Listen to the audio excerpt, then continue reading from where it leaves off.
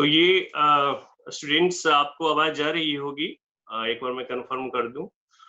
तो आज जो सब्जेक्ट है जो डिस्कस जैसा सर ने बताया कि आज इकोनॉमी एंड सोशल डेवलपमेंट का जो ये आपका टॉपिक जो है जो सब्जेक्ट दिया गया है प्रीलिम्स के लिए, उस पे आज हम एक मोटा-मोटी ओवरव्यू आपको बताऊँगा कि किस तरह से उसको आपको प्रिपेयर करना है, किस तरह से आपको मेंटेन करना है, कौन-कौन से कंटेंट उसमें डाले गए हैं।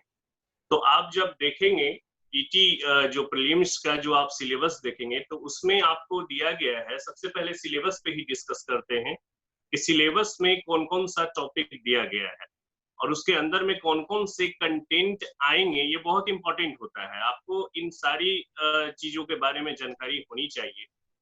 और जैसा हमने बताया कि टॉपिक तो ठीक है, टॉपिक से रिलेटेड आपको जानकारी तो जरूर होनी चाहिए, साथ ही साथ उसके अंदर कंटेंट कितने हैं, कितने कंटेंट आते हैं, उसके बारे में भी इंफॉर्मेशन होनी चाहिए। कभी-कभी ऐसा होता है कि सब्जेक्ट का जो प्रॉपर नॉलेज नहीं होता है, जिसके कारण होता क्या है कि आपका प्रॉपर डेफिनेशन ही नहीं आप वहां पे दे पाते हैं। कभी-कभी आप देखेंगे कि जो यूपीएससी के एग्जाम में जो क्वेश्चंस आते हैं वो डेफिनेशन बेसिक से आते हैं। तो होता ये है कि जब तक आप प्रॉपर नॉलेज सब्जेक्ट नॉलेज नहीं रखेंगे तब तक आपको बहुत परेशानी होगी। तो सबसे पहले सब्जेक्ट नॉलेज कहने का मतलब यह है, आपने कहावत सुना होगा कि आप अपने एनिमीज को, अपने दुश्मनों को जब पहचान लेते हैं तो जंग जीतने में काफी हेल्पफुल होता है। 50% आप वहीं जीत जाते हैं। तो ठीक वही सारा अप्लीकेबल होता है सब्जेक्ट पे भी कि सब्जेक्ट नॉलेज अगर आपका अच्छा है, आपका टॉपिक पे पकड़ है, आपका कंटेंट पे पकड़ है, तो ये आपको स्ट्रेंथ देगा और यही स्ट्रेंथ आपको एग्जाम में बहुत ही काम आएगा। ठीक है, तो आपके सिलेबस में दिया हुआ है इकोनॉमिक एंड सोशल डेवलपमेंट, साथ ही साथ आप उसमें देखेंगे कि ऐड किया हुआ है आपका सस्टेनेबल डेवलपमेंट, जिसको सतत विकास बोलते हैं, है ना। सस्टेनेबल डेवलपमेंट के अलावा आप देखेंगे कि पॉवर्टी है, गरीबी आपको पढ़ने के लिए दिया गया है। एक इसमें बहुत ही बर्निंग इश्यू पढ़ने के लिए दे दिया गया है जो कि इंक्लूजन नाम से आप देखते होंगे, समावेशन जिसको बोलते हैं। आगे हम सबको बताएंगे, एक एक करके डिफाइन आपको करेंगे, क्योंकि यही सब के बारे में पहले जानकारी लेनी बहुत जरूरी है। तो इंक्लूजन जो है, समावेशन है, वो आपके चैप्टर में ऐड किया गया है, जो कि बिल्कुल अभी बर्निंग इशू बना हुआ है। और आप देखेंगे कि इंक्लूजन में आपका इकोनॉमिक इंक्लूजन है ना, और उसके बाद आप देखेंगे फाइनेंशियल इंक्लूजन, बहुत सारी चीजें आ चुकी हैं। इसके बारे में हम आपको आगे बताएंगे। आगे जो आपको पढ़ना है वो है डेमोग्राफी। तो डेमोग्राफिक्स में आप लोग क्या पढ़ते हैं, जनसांख्यिकी जिसको बोलते हैं। तो डेमोग्राफिक में आपको बहुत सारा कंटेंट आएगा पॉपुलेशन से रिलेटेड, है ना, सेक्स रेशियो से रिलेटेड, लिटरेसी से रिलेटेड। लिटरेसी मीन्स कि कितना पढ़ा लिखा है, कितना पढ़ा लिखा नहीं है। तो ये सारे से रिलेटेड आपको डेमोग्राफिक्स स्टडी आपको जब आप करेंगे तो ये देखना पड़ेगा आपको। नेक्स्ट में आप आएंगे तो इसमें एक नया और ये बर्निंग इशू दिया है कि social sector initiative. Social sector initiative जो है बहुत ही इंपॉर्टेंट है, और आज के डेट में जैसा कि आप देख रहे हैं कि सोशल वेलफेयर के साथ साथ सोशल ऑर्गेनाइजेशन भी काफी डेवलपमेंट हो रहा है, उसका काफी ज्यादा कंट्रीब्यूशन भी है सोसाइटी में। तो यहाँ पे सामाजिक क्षेत्र में की गई जो पहल है, जो सोशल इनिशिएटिव है, वो कौन कौन से सोशल इनिशिएटिव आएंगे और उनमें आप किस तरह से स्टडी करेंगे, उसका किस तरह से कंट्रीब्यूशन आप सोसाइटी में देखेंगे, ये आपको पढ़ना है। लास्ट में आप देखेंगे एटसेट्रा भी लिख दिया गया है, ईटीसी। एटसेट्रा लिखने का मतलब है, एक थोड़ा सा यहाँ पे मैं बता दूं कि ये ओपन लिस्ट है। ओपन लिस्ट कहने का मतलब है कि वो और भी बहुत सारा चीज उसमें इंक्लूड कर सकता है। एटसेट्रा लिखने का मतलब काफी असमंजस पैदा कर देता है, क्योंकि बहुत सारी चीजें हो सकती हैं इकोनॉमिक। तो यहाँ पे आपको एटसेट्रा में थोड़ा ये भी ध्यान रखना होगा कि जो न्यू इन्वेंट हो रहा है, कोई इकोनॉमी डेवलपमेंट का नया है, जैसे कि आप जर्नल पढ़ते हैं, आर्टिकल्स पढ़ते हैं, तो ये सब उसको आपको पढ़ना पड़ेगा जिससे आप अपडेटेड रहे, है ना। तो यहाँ पे सबसे पहले जो है आपका इकोनॉमिक एंड सोशल डेवलपमेंट। तो सबसे पहले तो इकोनॉमिक आया, आप लोग इसको एक नोट करेंगे कि जो इकोनॉमी वर्ड है वो कहां से आया। इसका अगर हम हिस्टोरिकल बैकग्राउंड यानी ऐतिहासिक पृष्ठभूमि देखेंगे तो सबसे पहले आपको इकोनॉमिक्स में जाना पड़ेगा। अब इकोनॉमिक्स का नाम सभी ने सुना होगा, अर्थशास्त्र। तो आप सबसे पहले इकोनॉमिक्स लिखिए, अर्थशास्त्र लिखिए अपने कॉपी पे। उसके बाद आप डैश दीजिए और डैश देने के बाद फिर आगे लिखिए इकोनॉमी, इकोनॉमी, है ना। इकोनॉमी जब आप लिख लिए हैं तो डैश देके लिखिए अर्थव्यवस्था जिसको बोलते हैं हिंदी में इकोनॉमी को। आगे फिर डैश देके आप लिखेंगे इकोनॉमिक डेवलपमेंट, इकोनॉमिक डेवलपमेंट। तो इकोनॉमिक डेवलपमेंट में मीन्स हो गया आर्थिक विकास, है ना, आर्थिक विकास। और फिर लास्टली डैश देके आप लिखेंगे सोशल डेवलपमेंट।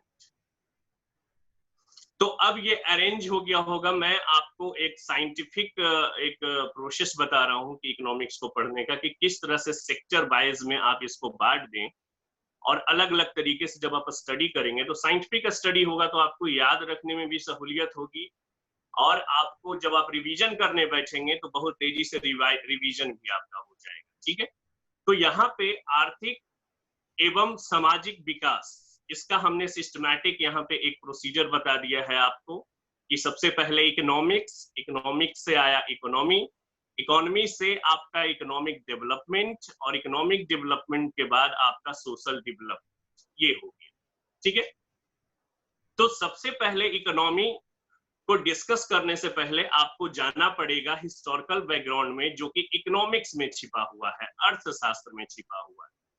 और हमें जहां तक लगता है कि आप लोग जरूर अर्थशास्त्र कहीं ना कहीं पढ़े होंगे, मैट्रिक में भी पढ़ना था, और जो इस बैकग्राउंड से होंगे, जो बीए वगैरह इकोनॉमिक्स से किए होंगे, वो तो भरपूर मात्रा में उनकी जानकारी होगी इकोनॉमिक्स के बारे में। तो यहाँ पे इकोनॉमिक्स के बारे में थोड़ा सा हम डिस्कस कर लेते हैं।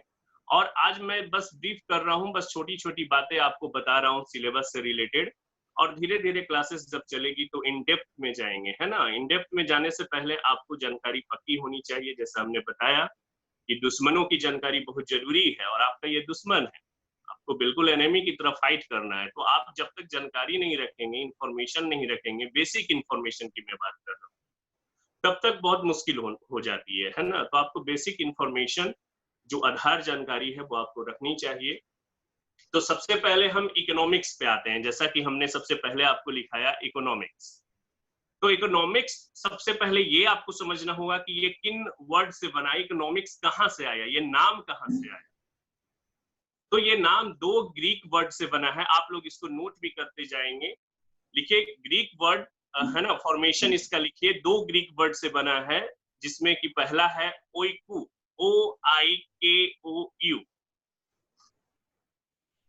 पहला वर्ड है, ग्रीक वर्ड है OIKOU, ओइकू। एंड सेकंड जो वर्ड है, सेकंड वर्ड आप लिखेंगे नोमस, NOMOS, नोमस, ओइकू, नोमस। ग्रीक में ये दो वर्ड के मिलाने से क्या बना है, इकोनॉमिक्स बना है। तो ओइकू और नोमस, इसका मीनिंग क्या होगा, ग्रीक वर्ड में इसका मीनिंग क्या होता है, तो इसका मीनिंग भी लिख लेंगे, हाउसहोल्ड मैनेजमेंट होता है। हाउसहोल्ड मैनेजमेंट यानी परिवार का प्रबंध, इसको लिख लीजिए डैश देके, मीन्स मतलब हाउसहोल्ड मैनेजमेंट यानी परिवार का प्रबंध, यानी एक परिवार कहां से पैसे को लाएगा, उसको किस तरीके से खर्च करेगा, ये सारी बातें एक मैनेजमेंट के तौर पे आपको पढ़नी होती है। और इसी का सब्जेक्ट नेम दे दिया गया इकोनॉमिक्स, किस तरह से कोई परिवार पैसे को लाएगा और उसको किन डिफरेंट एक्सपेंसेस में, खर्च में उसको लगाएगा। ठीक है, तो ये हो गया। the Greek word? फिर से बताइए। So can you please repeat the Greek word? ओइकू, OIKOU. Yes, sir. And nomos, NOMOS. Thank you, sir. Okay.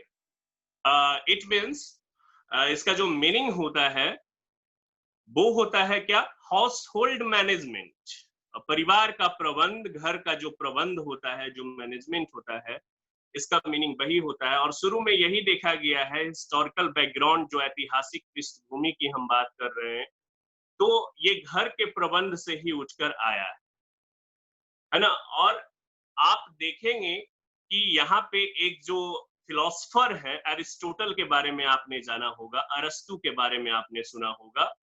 तो एरिस्टोटल ने भी अपने बुक में, जिनका इकोनॉमिका बुक का नाम है, आप इसका लिख लेंगे, एरिस्टोटल डैश दे के लिखिए, बुक्स नेम, किताब का नाम है इकोनॉमिका। इकोनॉमिका, MICA लास्ट में हो जाएगा, इकोनॉमिका। तो एरिस्टोटल की ये बुक है जिसमें इकोनॉमिक्स को डिफाइन किया गया है और बताया गया है कि इकोनॉमिक्स जो है परिवार का प्रबंध ही है, घर का प्रबंध ही है, यानी हाउस होल्ड मैनेजमेंट है। Economics is a house hold management.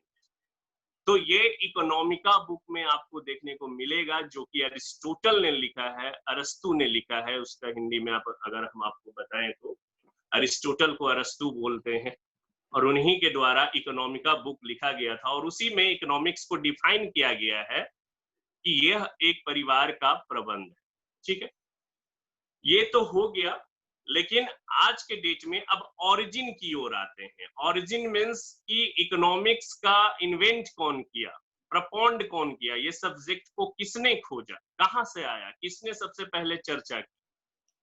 तो ओरिजिन में आएंगे तो ओरिजिन बहुत ही आपका कंट्राडिक्शन है, बहुत ही कॉन्फ्लिक्ट है इसमें। लेकिन अल्टीमेटली इसका फाइनल डिसीजन दे दिया गया है कि इसका ओरिजिन जो है, ओरिजिनेटर कौन इनके ओरिजिनेटर थे, उनका नाम फाइनली आप जानते होंगे, एडम स्मिथ के बारे में। तो एडम स्मिथ को फादर ऑफ इकोनॉमिक्स भी बोलते हैं। तो ओरिजिन तो ये फाइनली बता दिया गया है ना। अल्टीमेटली एडम स्मिथ को ही फादर ऑफ इकोनॉमिक्स हम लोग बोलते हैं। अर्थशास्त्र का जो पिता होता है वो कौन है, आपका एडम स्मिथ है। लेकिन कॉन्फ्लिक्ट कहां पे हुआ था वो मैं बता रहा हूं कि फर्स्ट, जब बहुत ही आप पीछे जाएंगे तो इकोनॉमिक्स का कोई एविडेंस नहीं मिलता है, कोई साक्ष्य नहीं मिलता है कि ये कब से चला आ रहा है।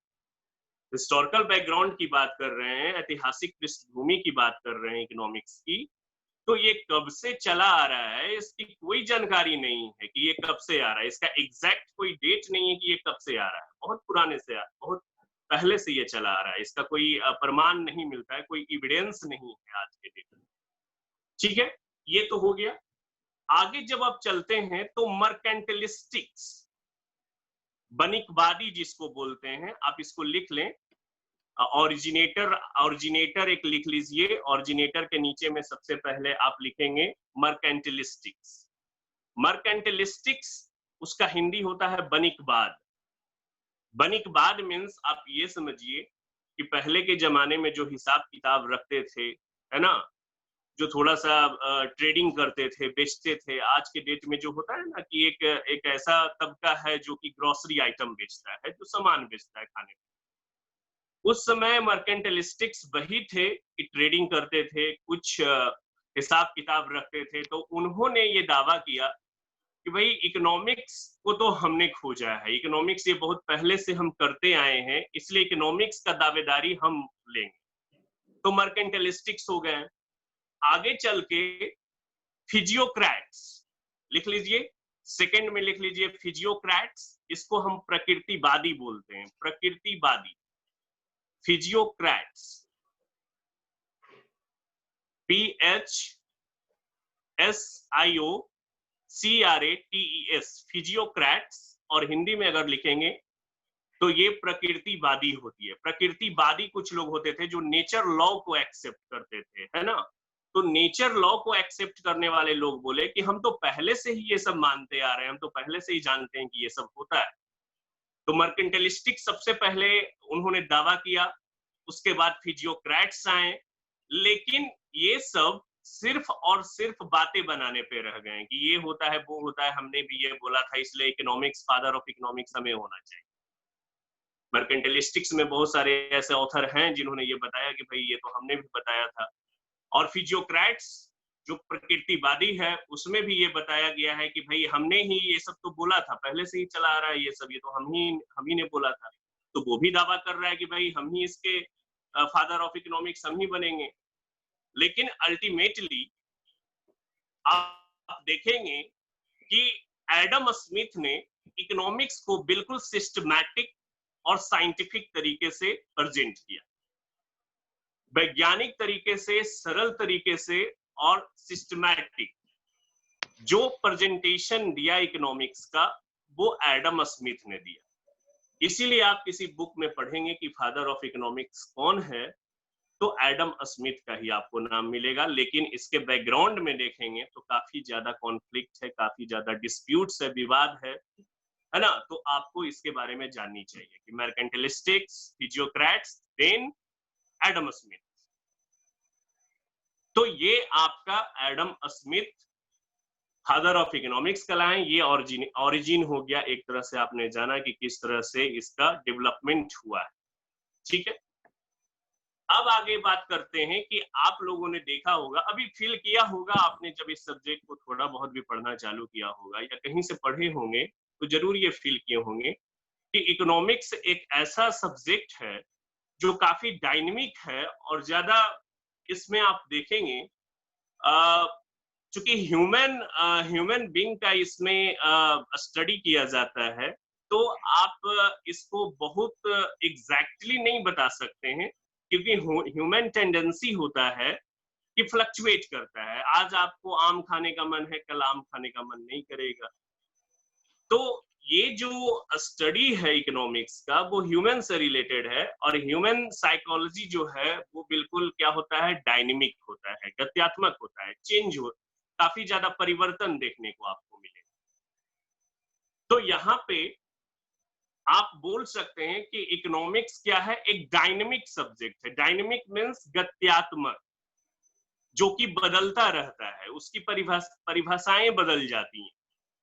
अभी पहले का जो दौर था, पहले के जो दशक थे, कुछ ऐसी चीजें हैं जिनके परिभाषाएं जो हैं आपको पहले कुछ और था और आज के डेट में वो बदलकर कुछ और हो गई हैं। तो डायनेमिक मीन्स आपको अप टू डेट रहना हो कि जो भी इकोनॉमिक्स की परिभाषाएं आ रही हैं, जो भी टर्मिनोलॉजी है, उसके बारे में आपको अपडेट रहना होगा, है ना। तो ये आपको देखना होगा कि इकोनॉमिक्स जो है एक डायनेमिक सब्जेक्ट है, एक गत्यात्मक सब्जेक्ट है। आपको इसके साथ चलना पड़ेगा, मेहनत करना पड़ेगा। हिस्ट्री नहीं है कि जो एक बार लिखा गया आप उसी को याद कर रहे हैं। कभी कभी आप देखेंगे मौका कि मोहनजोदड़ो में क्या हुआ, खुदाई हुआ है तो कुछ चेंज वगैरह हुआ है उसके अकॉर्डिंग, लेकिन हिस्ट्री में बहुत ज्यादा चेंज आप नहीं देखेंगे। ज्योग्राफी में थोड़ी बहुत चेंजेस आती है, जो कि ज्योग्राफिकल एस्पेक्ट में, लेकिन इकोनॉमिक्स बहुत ही चेंजेबल, बहुत ही ज्यादा परिवर्तनशील है, परिवर्तित काफी ज्यादा होती है इकोनॉमिक्स। और इसी क्रम में जो डेफिनेशन की बात करते हैं कि इकोनॉमिक्स को कैसे डिफाइन किया जाए, तो इसमें एक दो जो इकोनॉमिक्स थे, बहुत अच्छे ऑथर थे, उन्होंने बहुत ही विवादित बयान भी दिया है। हालांकि विवादित बयान उसको नहीं बोलेंगे, ये बोलेंगे कि बिल्कुल सही उन्होंने बोला है। उसी क्रम में आप लिखेंगे, नाम लिखिए, ऑथर का नाम लिखिए, बता रहे हैं J.N. Keynes, J.N. Keynes, K-E-Y-N-E-S, Keynes.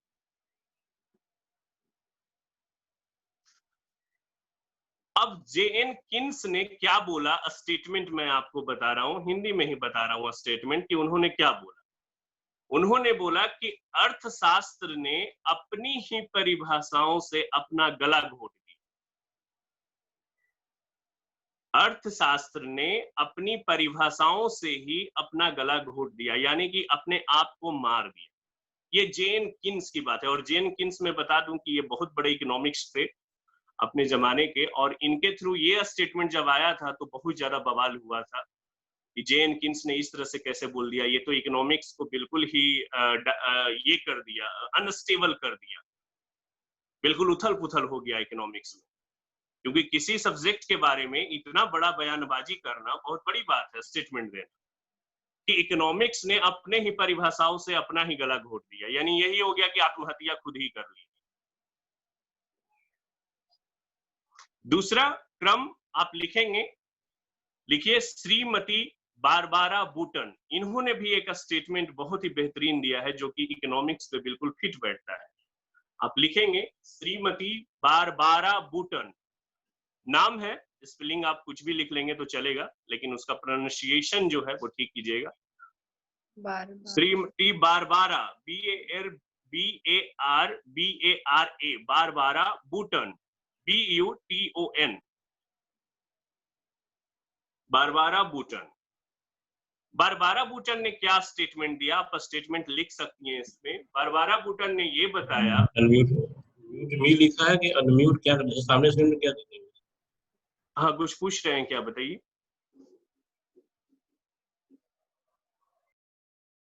कोई पूछ रहे हैं, पूछ सकते हैं, कहीं छूट गया क्या? चलिए ठीक है, तो बारबारा बूटन के बारे में मैं बता रहा हूं कि बारबारा बूटन ने ये बताया कि जहां पे 6 अर्थशास्त्री एक साथ होते हैं, यानी 6 इकोनॉमिक्स गेट टुगेदर जहां पे एक साथ मिलते हैं, तो वहां पे इकोनॉमिक्स का जो डेफिनेशन है वो 7 बन जाते हैं, 7।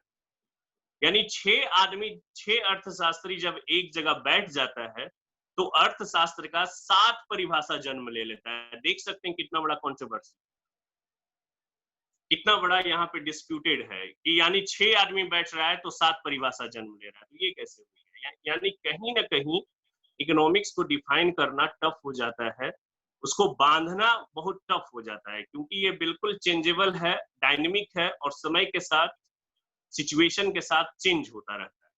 तो इसको बांध के रखना, एक फिक्स डेफिनेशन में बांध देना, ये कहीं भी उचित नहीं होगा इकोनॉमिक्स का। तो आपने 2 स्टेटमेंट पढ़ा जो निगेटिविटी लिए हुए था, जो कि बताता है कि इकोनॉमिक्स डायनेमिक है, इकोनॉमिक्स काफी गत्यात्मक है और उसका डेफिनेशन, एग्जैक्ट डेफिनेशन नहीं दिया जा सकता है। जेनकिंस ने बताया कि इसने अपने ही गला घोट दिया अपने परिभाषाओं से। उसी तरह से बारबारा बूटन ने बताया कि जहां 6 अर्थशास्त्री एक साथ बैठ जाते हैं वहां अर्थशास्त्र का 7 परिभाषा जन्म ले लेता है। तो ये सारी चीजें दिखाती हैं कि इकोनॉमिक्स काफी डायनेमिक है और इसको डिफाइन करना थोड़ी मुश्किल। अब हम आते हैं एग्जैक्ट डेफिनेशन की ओर। ये सारी बातें तो हो गई कि कहाँ कहाँ कॉन्फ्लिक्ट है, कहाँ कहाँ पे क्या है। आगे हम चलते हैं कि इकोनॉमिक्स को कैसे कैसे डिफाइन किया गया, इसका सिस्टमैटिक स्टडी जो बताया गया है इकोनॉमिक्स का, वो कैसे कैसे किया गया है। तो सबसे पहले आप नोट करेंगे कि इसमें इकोनॉमिक्स के बारे में सबसे जो सरल परिभाषा बताया गया है, बोला गया है कि अर्थशास्त्र मानव की आर्थिक क्रियाओं का अध्ययन करता है। इसको आप लिखेंगे कि अर्थशास्त्र मानव की आर्थिक क्रियाओं का अध्ययन करता है। Economics is the study of, economic is the study of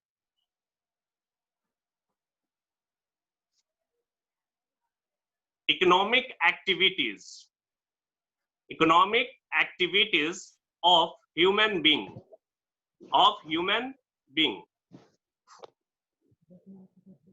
अर्थशास्त्र मानव की आर्थिक क्रियाओं का अध्ययन करता है। ये एक सरल परिभाषा दिया गया है, लेकिन यहाँ पे मैं डेफिनेशन को ही थोड़ा सा आगे लेके चलता हूं कि आर्थिक क्रियाओं का अध्ययन, मानव की आर्थिक क्रियाओं का अध्ययन। तो सबसे पहले यहाँ पे आपको एक वर्ड देखने को मिल रहा है, इकोनॉमिक एक्टिविटीज। तो इकोनॉमिक एक्टिविटीज आप लोग लिखेंगे कि इकोनॉमिक एक्टिविटीज है क्या। एक्चुअली में इकोनॉमिक्स ने इसको क्यों इंक्लूड किया है अपने डेफिनेशन में कि इकोनॉमिक एक्टिविटीज का स्टडी ही क्या है, इकोनॉमिक्स। तो यहाँ पे इकोनॉमिक एक्टिविटीज, आर्थिक क्रियाएं, कौन कौन से इसमें इंक्लूड होता है, क्या क्या इसमें सम्मिलित होता है, वो लिख लीजिए। तो फर्स्ट में लिखिए प्रोडक्शन। आर्थिक क्रियाओं में सबसे पहला जो एक्टिविटी है वो है प्रोडक्शन, उत्पादन, जिसको हिंदी में बोलते हैं प्रोडक्शन। सेकंड आप लिखेंगे कंजम्पशंस। कंजम्पशन, कंजम्पशन मीन्स हो गया उपभोग, है ना, कंज्यूम करना, जो कंज्यूम कर रहा है, तो कंजम्पशन मीन्स उपभोग हिंदी में लिख लेंगे। फिर लिखेंगे एक्सचेंज, एक्सचेंज मीन्स विनिमय, है ना, आदान प्रदान करना, एक्सचेंज विनिमय।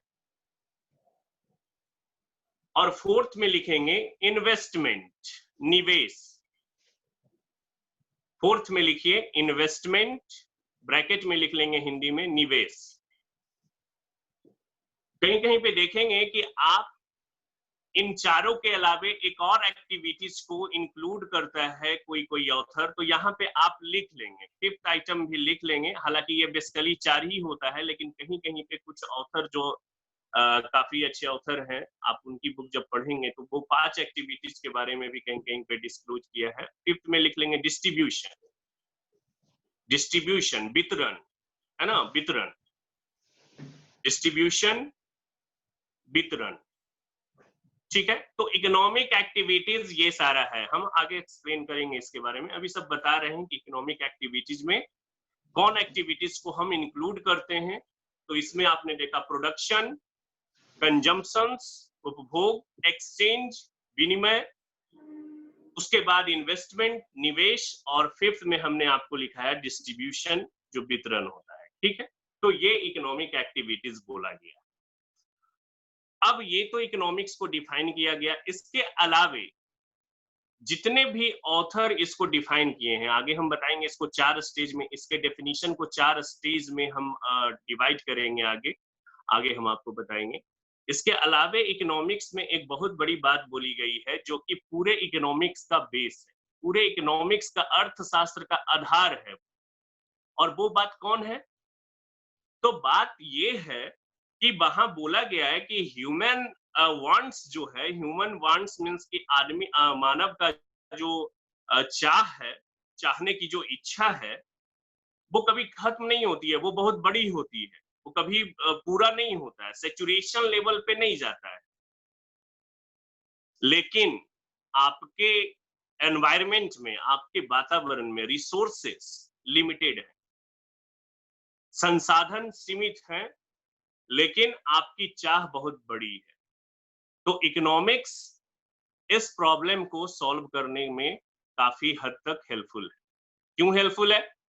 क्योंकि इकोनॉमिक्स आपको बताता है कि मिनिमम लिमिटेड रिसोर्सेस या मिनिमम रिसोर्सेस से मैक्सिमम यूटिलाइजेशन कैसे किया जा सकता है। यानी जो सीमित संसाधन है, उससे आप अधिकतम संतुष्टि, अधिकतम लाभ कैसे प्राप्त कर सकते हैं, ये इकोनॉमिक्स आपको बताता है। तो इकोनॉमिक्स का जो बेस है, बेस लाइन जिसको बोलेंगे, आधार जो ये लाइन है, वो यही है कि सीमित संसाधनों से, है ना, अधिकतम संतुष्टि प्राप्त करना, मैक्सिमम सेटिस्फेक्शन प्राप्त करना, यही इकोनॉमिक्स का मेन बेस है। आप जानते होंगे कि नेचुरल रिसोर्सेस धीरे धीरे और घटता जा रहा है, लेकिन चाह बढ़ती जा रही है। मानव की जो चाह, ह्यूमन वांट्स है, ये साइकोलॉजी, ये मनोवैज्ञानिक है कि हमेशा आदमी जो है एक लक्ष्य को पूरा करता है। अभी आप यूपीएससी की तैयारी कर रहे हैं, तो आप यूपीएससी आप जब आईएएस बन जाएंगे, आईपीएस बन जाएंगे, कुछ बन जाएंगे, तो वहां से एक और ऑब्जेक्टिव चालू हो जाएगा कि प्रमोशन कैसे मिलेगा, हमको आगे वाला पोस्ट होल्ड करना है। तो आप धीरे धीरे आपकी ऑब्जेक्टिव भी बढ़ती चली जाए। फिर कुछ सालों बाद आप सोचेंगे कि भाई मुख्यमंत्री कैसे बना जाए, कभी कभी प्रधानमंत्री के बारे में भी सोच सकते हैं। तो जो चाह है वो अनलिमिटेड है, लेकिन रिसोर्सेस लिमिटेड है। तो इसको किस तरह से बेहतर तरीके से यूटिलाइज किया जाए, ये बहुत इंपॉर्टेंट है। और इकोनॉमिक्स इसमें आपको हेल्पफुल करता है, मदद करता है कि सीमित संसाधनों से अधिकतम संतुष्टि कैसे प्राप्त करें।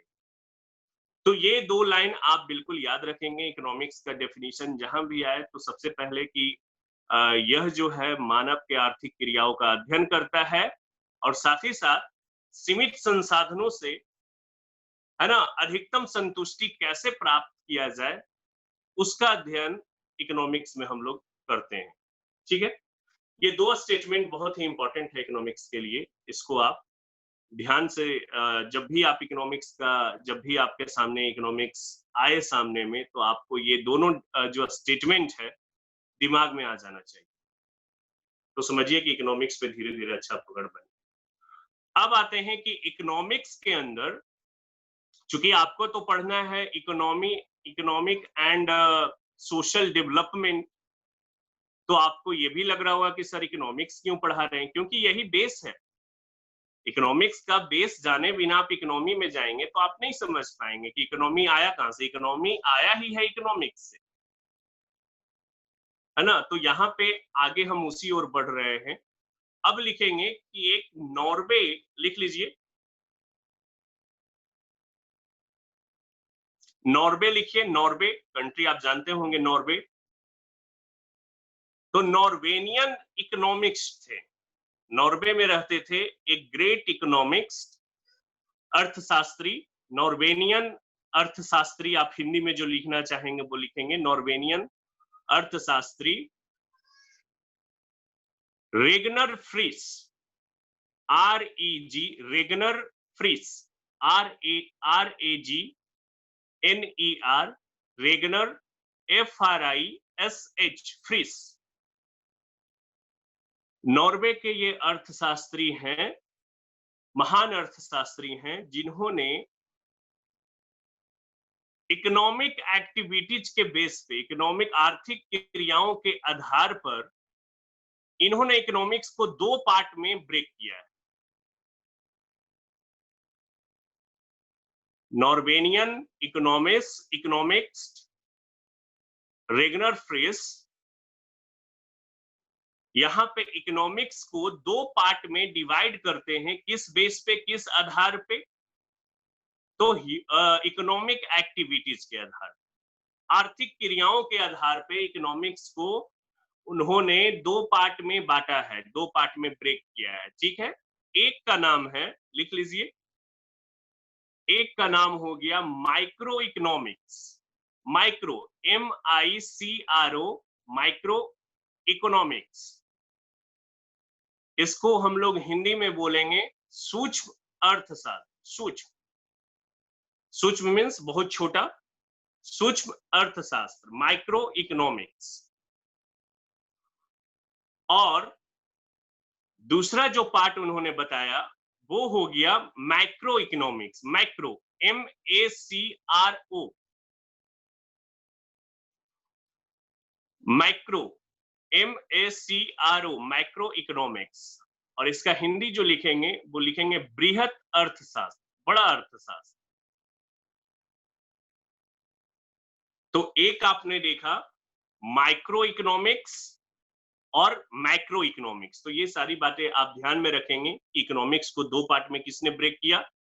तो नॉर्वेनियन इकोनॉमिस्ट रेगनर फ्रिश ने किया है। उन्होंने इकोनॉमिक्स को किस आधार पे दो पार्ट में ब्रेक किया है? तो इकोनॉमिक एक्टिविटीज को आधार मानकर दो पार्ट में इसको ब्रेक किया।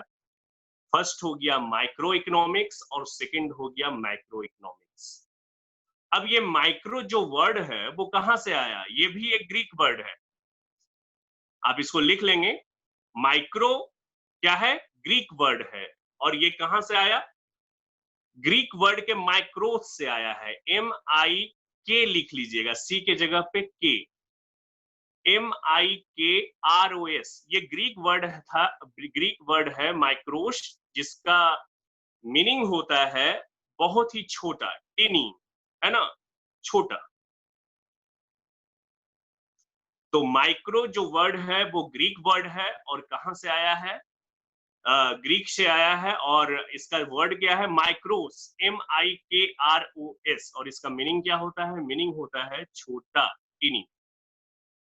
दूसरा मैक्रो, तो मैक्रो जो है मैक्रोस से आया है, MAKROS,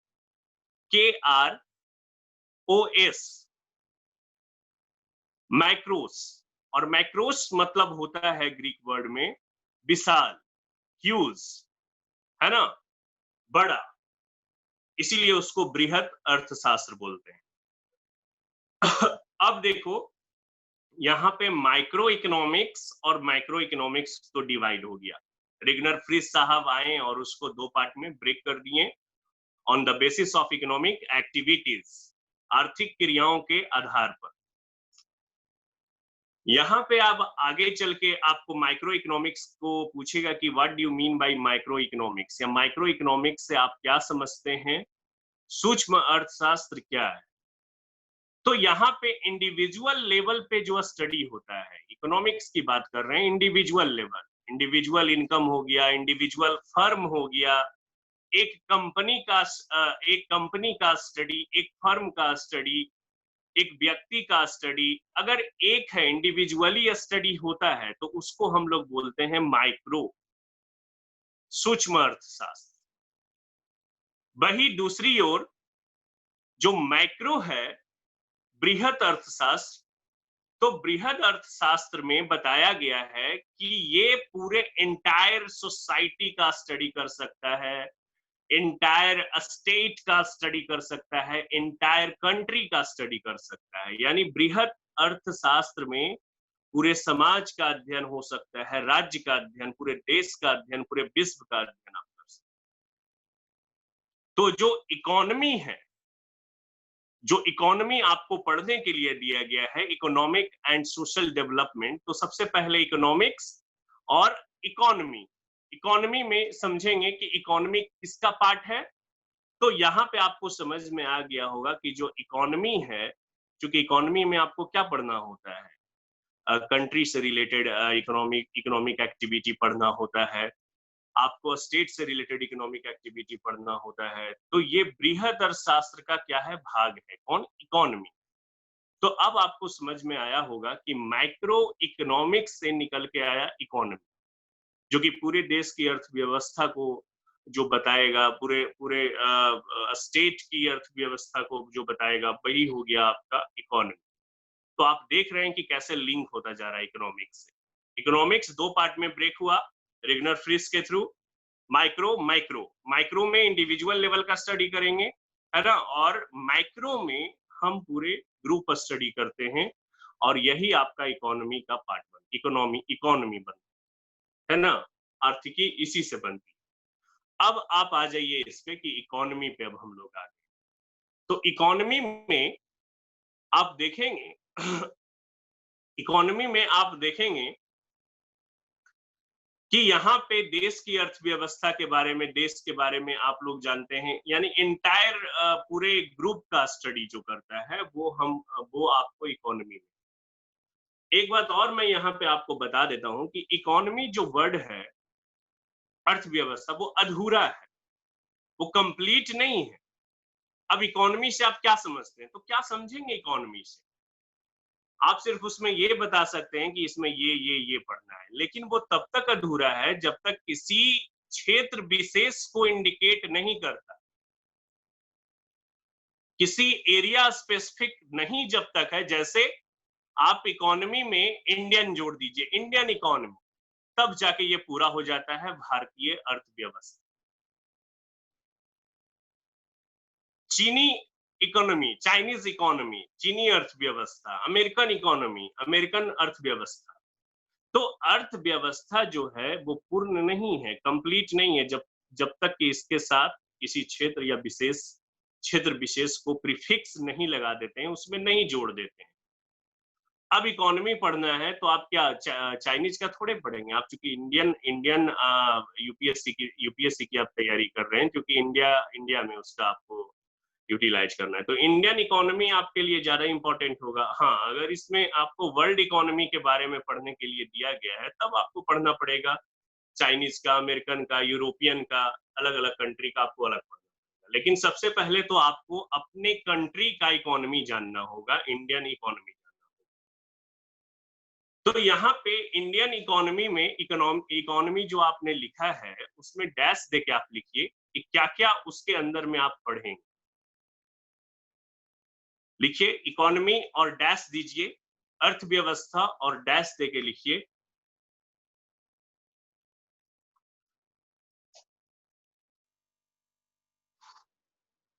देखिए इसमें सबसे पहले हमें टाइप्स ऑफ इकोनॉमी पढ़ना है, लिख लीजिए types of economy, types of economy.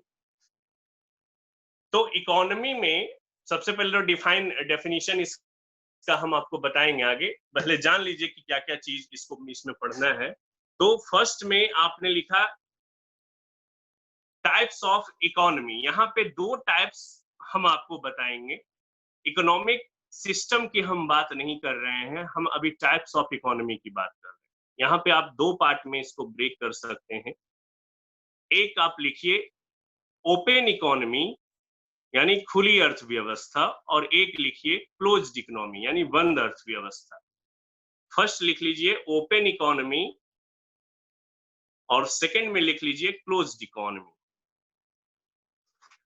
Open economy में हो गया कि जो कंट्री है वो किसी दूसरी कंट्री के साथ भी ट्रेडिंग कर सकता है, उसमें किसी तरह का बैरियर या इंटरप्शन नहीं करती है सरकार। यानी अगर आज के डेट में देखें तो इंडियन जो इकोनॉमी है वो ओपन इकोनॉमी है, क्योंकि ये हर एक कंट्री से क्या करता है, ट्रेडिंग करता है, हर एक कंट्री से ट्रांजेक्शन कर रहा है, एक्सचेंज कर रहा है। तो ओपन इकोनॉमी का मतलब ये हो गया कि आपका जो कंट्री है, आपका देश है, वो विभिन्न देशों के साथ में आर्थिक क्रियाएं करता है, इकोनॉमिक एक्टिविटीज का। और दूसरा जो है आपका क्लोज्ड इकोनॉमी पढ़ना होगा। क्लोज्ड इकोनॉमी में आप देखेंगे कि एक देश की एक जो देश है, एक जो कंट्री है, वो किसी भी दूसरे कंट्री के साथ कोई भी इकोनॉमिक एक्टिविटीज नहीं करता है, कोई भी आर्थिक गतिविधि नहीं करता है। तो ये हो गया आपका क्लोज्ड इकोनॉमी। तो क्लोज्ड इकोनॉमी में आप देखेंगे कि आपका नॉर्थ कोरिया हो गया, है ना। नॉर्थ कोरिया जो काफी चर्चा का विषय रहता है, ना तो आप वहां कुछ जाके बेच सकते हैं, ना तो किसी कंट्री के साथ वो ज्यादा कॉन्ट्रैक्ट करता है, ना कुछ भी करता है, बिल्कुल हटा हुआ है। तो उसका इकोनॉमी को हम क्या बोलेंगे, क्लोज्ड इकोनॉमी। वो किसी दूसरे के साथ में कोई ट्रेडिंग नहीं करता है, बस बहुत ही लिमिटेड रहता है। कोई वहां जाकर बिजनेस ओपन नहीं कर सकता है। आप अगर सोचेंगे कि वहां जाके बिजनेस कर लें, तो वहां पे आप बिजनेस नहीं कर सकते हैं, क्योंकि उनका जो टर्म एंड कंडीशंस है, उसके अलावे वहां का जो नॉर्म्स है, जो रूल्स है, रेगुलेशंस है, बहुत टफ है, और वहां एंट्री मिलता ही नहीं है किसी दूसरे।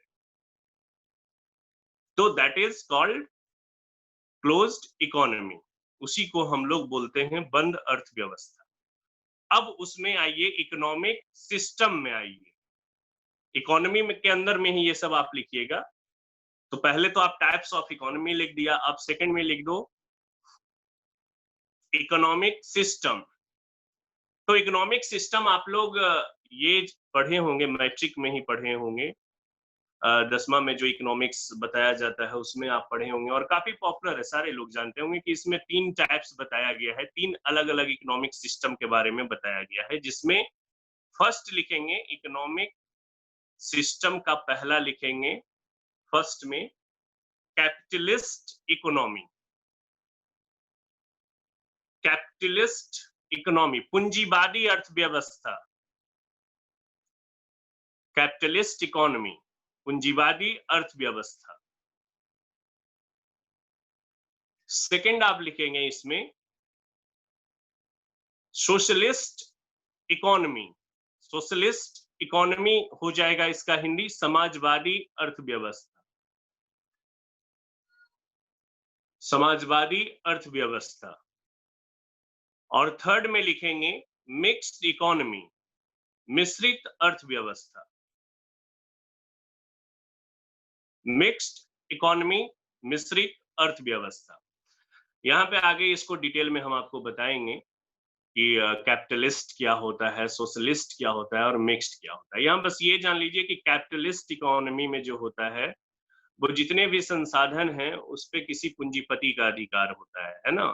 सामाजिक अर्थव्यवस्था में आएंगे तो इसमें सरकारें डिसीजन लेती हैं, बिजनेस से रिलेटेड, इकोनॉमिक एक्टिविटीज से रिलेटेड सरकारें डिसीजन लेती हैं, जो कि जनता के हित के लिए होती है। थर्ड है मिक्स्ड इकोनॉमी, जिसमें कि कुछ कैपिटलिस्ट भी इंक्लूड होता है और सोशलिस्ट भी इंक्लूड होता है, दोनों का मिक्सअप चलता है, दोनों का मिक्सचर होता है, उसको हम लोग बोलेंगे mixed economy.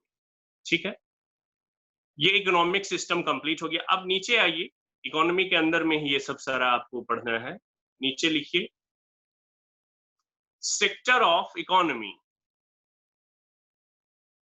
Sector of economy, अर्थव्यवस्था का क्षेत्र या सेक्टर कौन कौन सा है ना, वो आपको अभी इसमें पढ़ना होगा। और आप लोग इसको भी जानते होंगे, कहीं ना कहीं जरूर पढ़े होंगे आप, कि इसमें फर्स्ट में लिखिए प्राइमरी सेक्टर। प्राइमरी सेक्टर प्राथमिक क्षेत्र, हिंदी में हो जाएगा प्राथमिक क्षेत्र, प्राइमरी सेक्टर। अब देखेंगे कि प्राइमरी सेक्टर में इंडियन इकोनॉमी में कौन कौन सा इसमें बिजनेस इंक्लूड होता है, क्या इंक्लूड होता है। तो आप प्राइमरी सेक्टर के बारे में जानते होंगे कि इसमें एग्रीकल्चरल एक्टिविटी से रिलेटेड जो भी है वो इसमें ऐड होता है। प्राइमरी सेक्टर में एग्रीकल्चरल बेस्ड कोई भी एक्टिविटी है वो आपका किससे जुड़ा होता है, प्राइमरी सेक्टर से जुड़ा होता है। और इंडिया में आप देखेंगे कि इस सेक्टर का पहले बहुत अच्छा कंट्रीब्यूशन था। आप देखेंगे जो 2 दशक पीछे चले जाइए, 3 दशक पीछे चले जाइए, तो इंडियन इकोनॉमी में प्राइमरी सेक्टर का बहुत अच्छा कंट्रीब्यूशन रहा था। लेकिन अब ये धीरे धीरे डायनेमिक, जैसा कि हमने बताया कि ये चेंजेबल है, धीरे धीरे आप देखेंगे कि आज सर्विस सेक्टर से बहुत ज्यादा आपको कंट्रीब्यूशन मिल रहा है जीडीपी। तो यहाँ पे प्राइमरी सेक्टर में एग्रीकल्चरल बेस्ड आपका इकोनॉमिक एक्टिविटीज आ जाएगा। दूसरा बोला गया है कि allied activities. Allied activities means कि एग्रीकल्चर के साथ साथ जिसको जोड़ा जा सके, अलाइड हो गया, जैसे हो गया बकरी पालन हो गया, कुक्कुट पालन हो गया, बत्तख पालन हो गया, है ना। एग्रीकल्चरल में तो प्योर एग्रीकल्चर ये हो गया कि भाई कोई धान उपजा रहा है, कोई बाजरा उपजा रहा है, ये सारा चीज हो गया।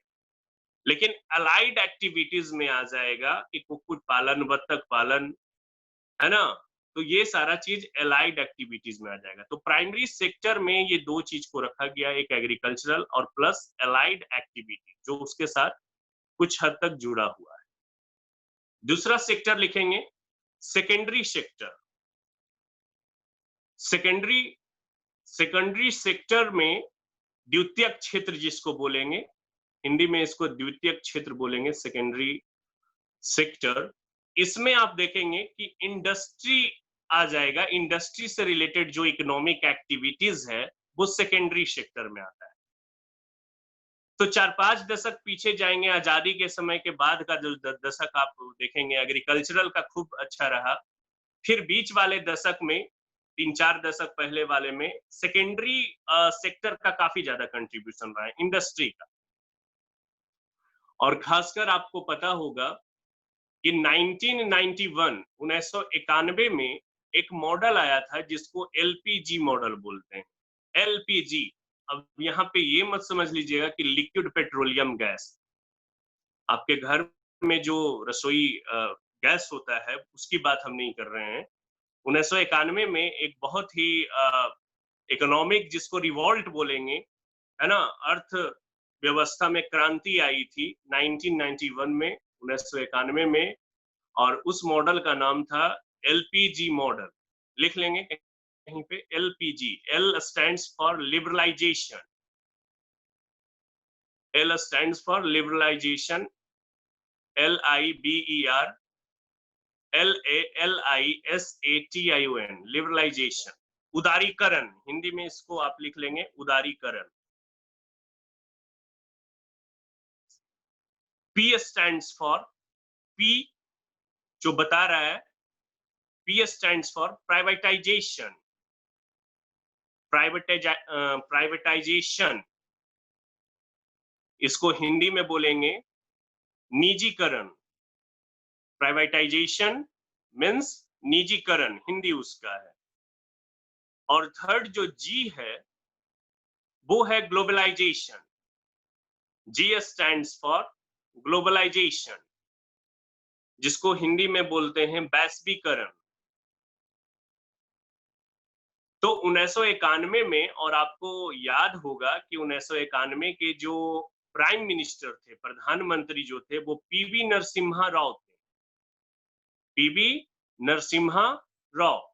और वहां पे जो इकोनॉमिक मिनिस्टर थे, है ना, जो finance minister, sorry economic minister नहीं है इंडिया में, फाइनेंस मिनिस्टर, वित्त मंत्री, श्री मनमोहन, डॉक्टर मनमोहन सिंह थे, जो बाद में प्राइम मिनिस्टर भी रहे। तो 1991 में जो प्राइम मिनिस्टर थे वो पीवी नरसिम्हा राव थे, और वहां पे आपके जो फाइनेंस मिनिस्टर थे, जो कि वर्ल्ड के फेमस फाइनेंस मिनिस्टर उस समय, world topest finance minister doctor Manmohan Singh, इन दोनों ने मिलकर ये मॉडल इजाद किया, खोजा था, जिसको एलपीजी मॉडल बोलते हैं।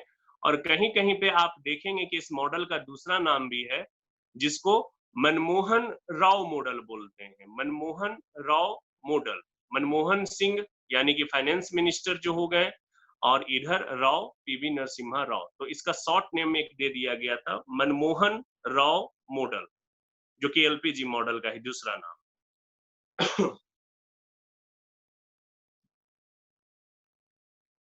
तो बताने का यहाँ पे ये तात्पर्य था हमारा कि 1991 के बाद जो सेकेंडरी सेक्टर है, जो इंडस्ट्री सेक्टर है, काफी ज्यादा डेवलप किया, काफी ज्यादा अब आगे गया, वो उससे ज्यादा, उससे सोसाइटी में काफी कंट्रीब्यूशन मिला, जीडीपी में काफी कंट्रीब्यूट किया इंडस्ट्री लेवल पे 1991 के बाद।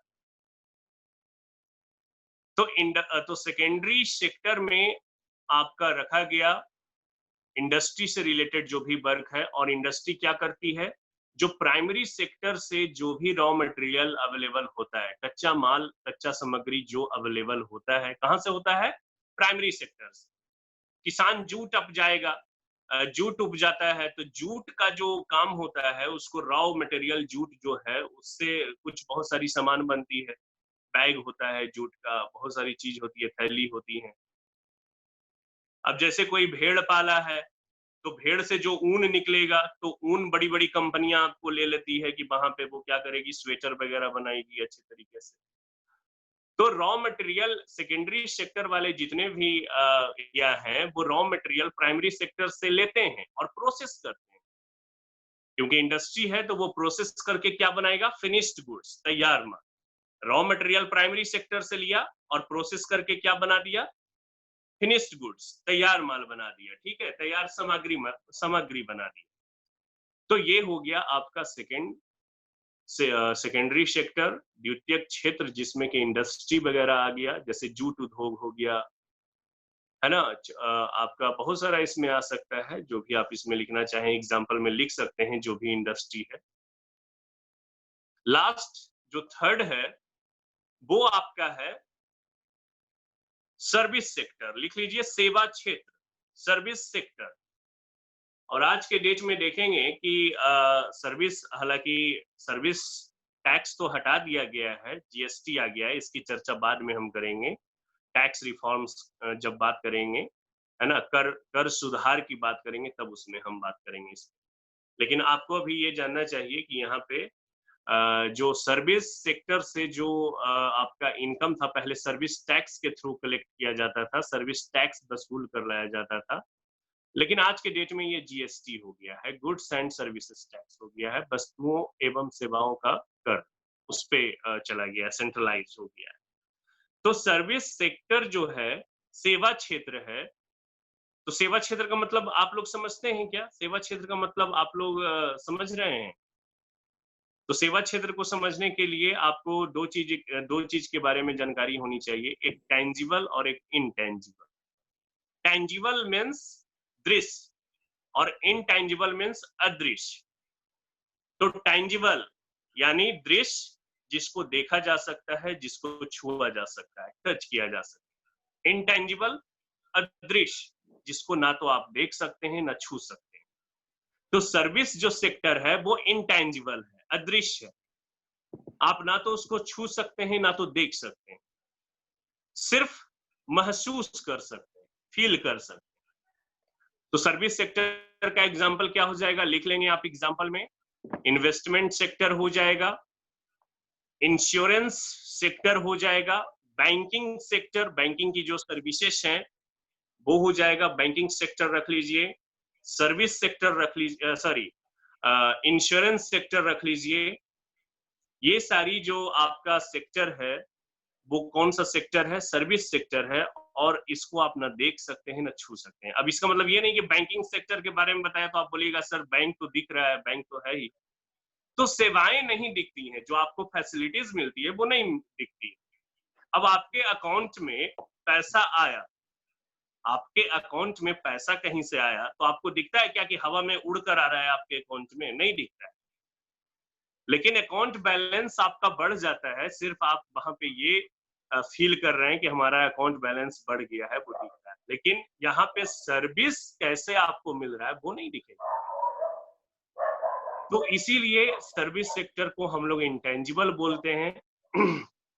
तो यहाँ इतना तक आपको जो पढ़ना है वो इकोनॉमी में हम लोग स्टडी करेंगे। हम साइंटिफिक स्टडी बता रहे हैं, हम अपने तरीके से आपको बता रहे हैं। अब आगे जो हमने लिखाया था सबसे ऊपर में इकोनॉमिक डेवलपमेंट, इकोनॉमिक डेवलपमेंट में अब पढ़ेंगे हम लोग, बहुत सारी चीजें इसमें पढ़नी है और समय भी अभी हो गया है, हमें एक जगह और क्लास अटेंड करना है, इंगेज करना है। तो आज हम इतना पे ही रोक के रख रहे हैं। नेक्स्ट क्लास में हम इकोनॉमिक डेवलपमेंट के अंदर में आपको क्या क्या पढ़ना है, क्या क्या जरूरत है पढ़ने की, उसका हम बताएंगे। और साथ ही साथ नेक्स्ट क्लास में आपको जितना भी टर्मिनोलॉजी यहाँ यूज किया गया है आपके सिलेबस से रिलेटेड, इंक्लूजन क्या है, सस्टेनेबल डेवलपमेंट क्या है, हमने बताया कि डायरेक्टली पूछ देगा, सस्टेनेबल डेवलपमेंट का डेफिनेशन ही पूछ देगा, है ना। इंक्लूजन बहुत इंपॉर्टेंट है, आजकल इंक्लूजन का बहुत ज्यादा ये सब चल रहा है, सेमिनार वगैरह चल रहा है। साथ ही साथ सस्टेनेबल डेवलपमेंट का भी देखेंगे कि वर्ल्ड लेवल पे सेमिनार वगैरह होता रहता है ना। और डेमोग्राफिक और सोशल सेक्टर में जो इनिशिएटिव हुआ है, जो पहल की गई है, उसके बारे में हम आपको बताएंगे धीरे धीरे करके। इससे क्या होगा कि सिलेबस का आपका एक भरपूर कंटेंट मिल जाएगा, उसके बाद स्टडी करते रहेंगे धीरे धीरे कि क्या होता है, क्या इसमें है, एग्जाम्पल क्या होगा, है ना। तो इसी के साथ हम आज का क्लास यहाँ पे लीव कर रहे हैं।